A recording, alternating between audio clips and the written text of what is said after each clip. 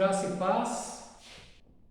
Mais uma semana de 2022 e nós começamos a semana com uma celebração com o povo de Deus e pelo menos duas famílias e uma pessoa acabaram não podendo estar conosco na celebração porque estiveram próximas de pessoas infectadas pelo coronavírus e por prudência não estiveram conosco. Na verdade foram 3 famílias, mas graças a Deus todas estão bem, não se confirmou, não foi confirmado o vírus e todos estão bem. Se Deus permitir, estarão conosco nesta celebração do próximo domingo.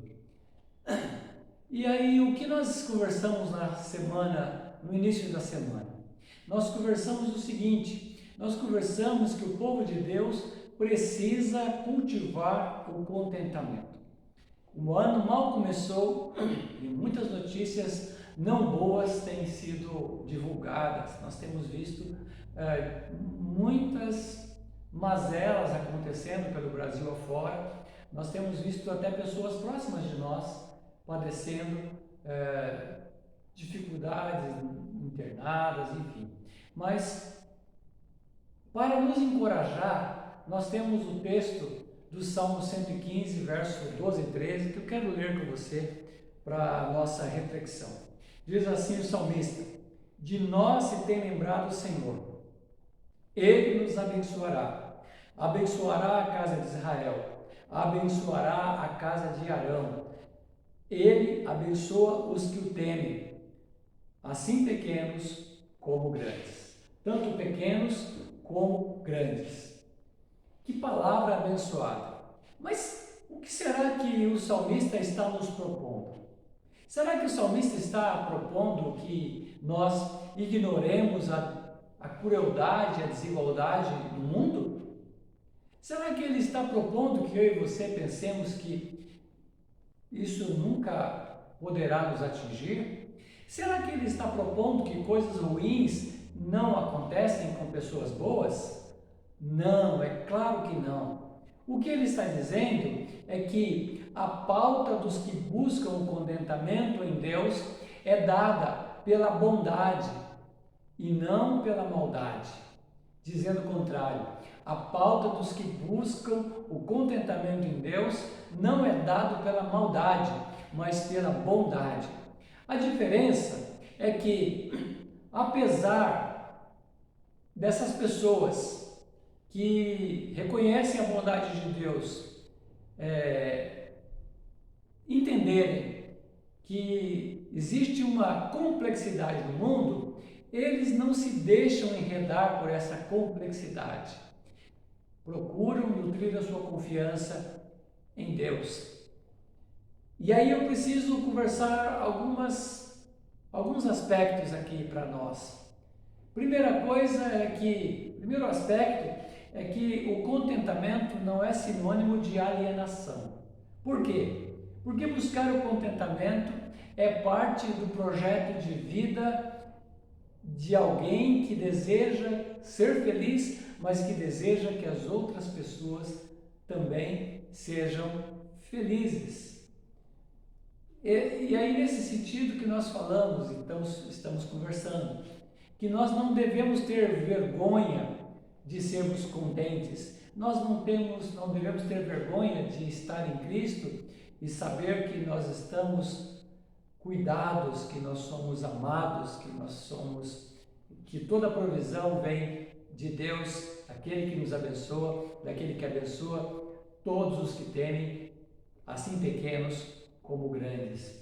Nós não devemos, mas ainda há algo que nós conversamos, que é a necessidade de aprender a viver contente. Isso mesmo, o contentamento não é algo que você nasce sabendo.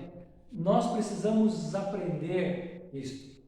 E nós trabalhamos isso pelo menos em 3 aspectos. Teriam muitos outros, mas pelo menos 3 aspectos pelos quais nós devemos desenvolver o contentamento nas nossas vidas. O salmista está dizendo que Ele, o Senhor, abençoa os que o temem, tanto pequenos como grandes. E aí nos chama a atenção para algo que é pertinente ao ser de Deus. Deus é o preservador da vida. Ele cria, ele preserva.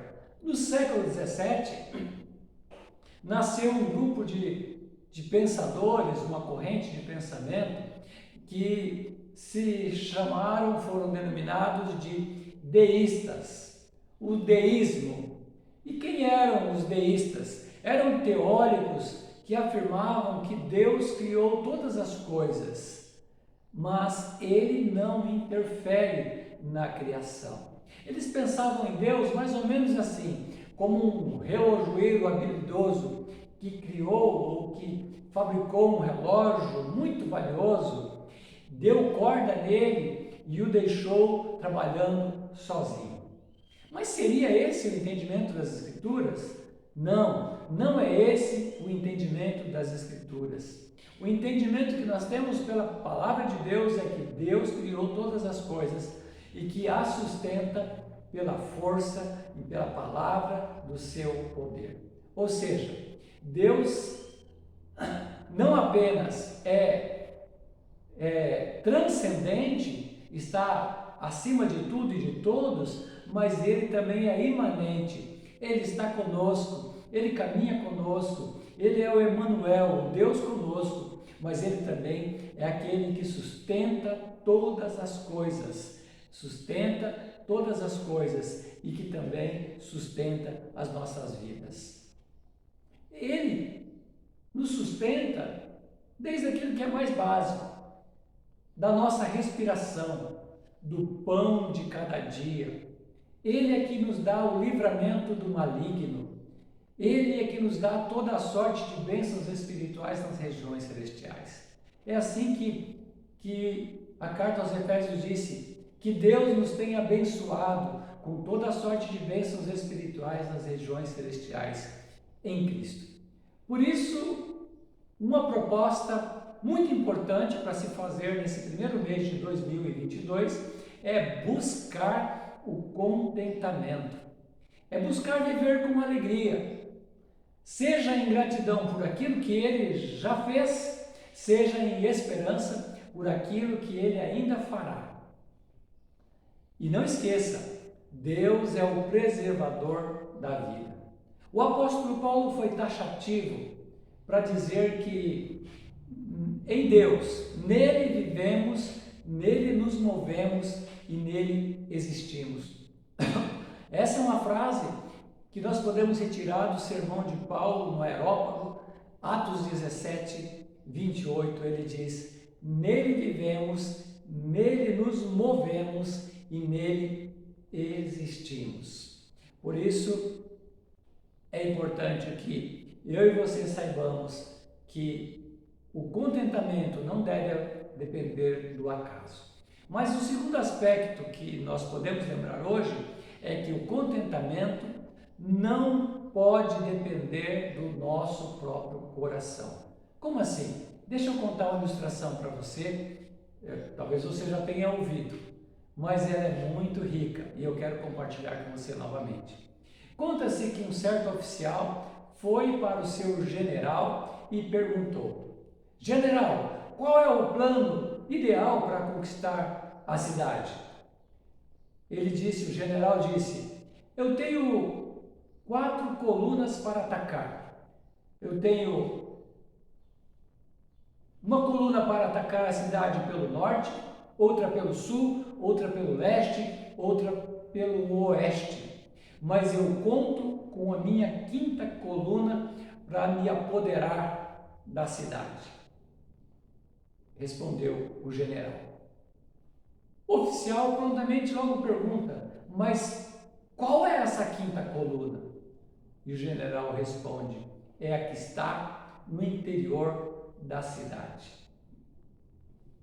Com essa ilustração, que é chamada ilustração, que é chamada a história da 5ª coluna, o que eu estou querendo dizer é que existe um inimigo que fará tudo para você não desenvolver o contentamento. Existe um inimigo que quer que você não viva uma vida de contentamento diante de Deus, que você olhe para os problemas, que você comece apenas a reclamar da vida. E qual é esse inimigo? Esse inimigo é o inimigo que habita a quinta coluna que está dentro do teu coração. Sim, é isso mesmo. E aqui eu quero metaforizar, eu quero trazer para fazer um paralelo para o nosso entendimento. E fique tranquilo, eu não quero fazer coaching, eu não sou treinado para isso. Nós temos o irmão Luiz Rocco, que é psicanalista, é pastor do nosso presbitério, é uma pessoa habilitada para isso. Nós temos também a irmã Nícia Alchar, que também recebeu um treinamento nessa área. Mas eu quero considerar com você algo interessante e importante. Eu quero dizer para você que você pode sim, como na linguagem do coaching, você pode ser um sabotador. Você pode estar na quinta coluna sabotando o seu próprio contentamento. E eu quero dizer também que o medo e a preocupação também fazem parte desta quinta coluna que tenta tirar você do foco de buscar o contentamento em Deus. O medo e a preocupação quer fazer com que você olhe para tudo que está ao seu redor. E quando o medo e a preocupação invadem a sua vida, ele domina a cidade, ele domina o seu coração, ele elimina o seu desejo, se porventura houver, de ser uma pessoa que busca desenvolver o contentamento. Mas do que nós estamos falando aqui? Nós estamos falando que o contentamento não pode depender das circunstâncias, nós estamos falando que o contentamento não pode depender do acaso e nós estamos falando que o contentamento não pode depender do nosso próprio coração. E aí eu me encaminho para um terceiro aspecto que nós tratamos também, que é o fato de que o contentamento precisa depender do Senhor. Isso mesmo, o contentamento que nós queremos desenvolver precisa depender inteiramente do Senhor Jesus. E foi Ele mesmo quem disse, Mateus registrou isso em Mateus 15, 19 a 20, dizendo que do coração procedem os maus desígnios, homicídios, adultérios, prostituição, furtos, falsos testemunhos e coisas como esta que acabam contaminando o homem. Coisas como esta que contaminam o homem. E aqui eu quero dizer que para conquistar a cidade e obter a vitória de desenvolver o contentamento, nós podemos pensar na quinta coluna no outro aspecto. A quinta coluna, de repente, pode ser estratégica para nós alcançarmos esse objetivo. Por isso, o inimigo tem que sair da quinta coluna e Jesus precisa assumir este posto. Jesus precisa assumir a quinta coluna do nosso coração, da nossa vida. Nós precisamos desistir de melhorar. Ai, que esquisito, desistir de melhorar. Como assim? Eu não tenho que ter mais vontade de melhorar? Não estou falando isso. Você deve continuar tendo a vontade. Aliás, Deus te ajuda, mas você precisa se ajudar. É claro que você tem que ter vontade de melhorar, mas isto não será suficiente por causa do nosso coração. É Jeremias que diz, no capítulo 17, que enganoso é o coração, corrupto, desesperadamente corrupto, ele vai enganar você, Jeremias está dizendo. Por quê? Porque a natureza humana é, em certo sentido, incorrigível e o profeta nos alerta desse perigo. Então, amados, essa quinta coluna que eu estou tratando nesse último ponto nos traz uma lição difícil de aprender, mas é uma lição indispensável, porque essa lição nos traz aos pés do Senhor. É em Cristo que nós alcançamos a alegria e o contentamento para a gente desenvolver nesse ano de 2022. É em Cristo, e é por isso que nós estamos falando que nele, em Jesus, está a solução.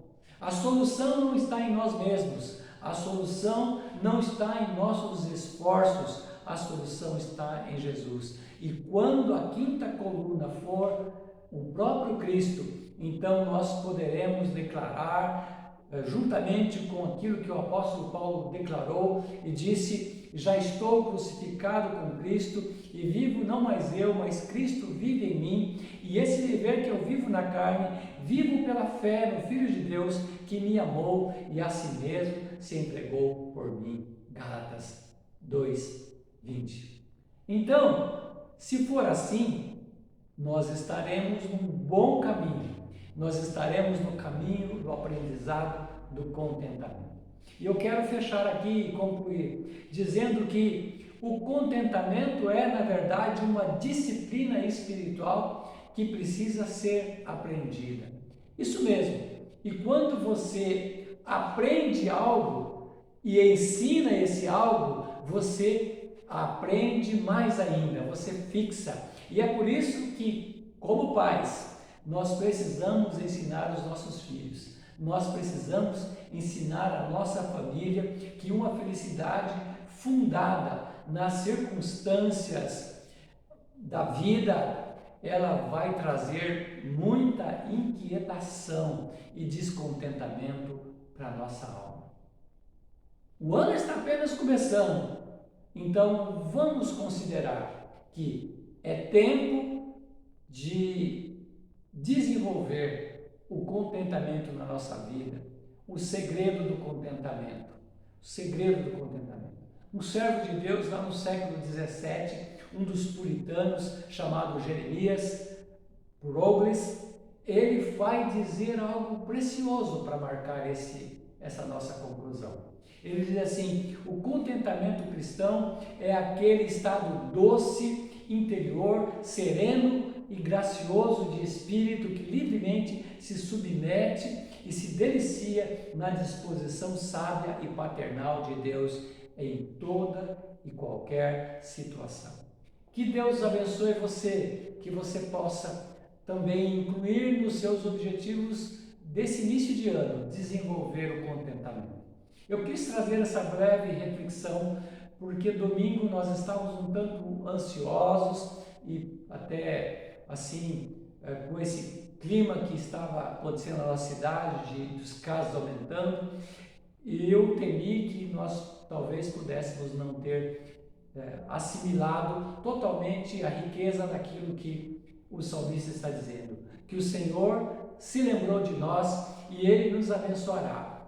Ele abençoa a casa de Israel, abençoa a casa de Arão, Ele abençoa os que temem ao Senhor, tanto pequenos como grandes. Fica na paz, grande abraço, na graça do Senhor Jesus. Que essa semana se transcorra com a graça de Deus sendo manifestada na sua família e com você aprendendo e ensinando a necessidade de desenvolver o contentamento.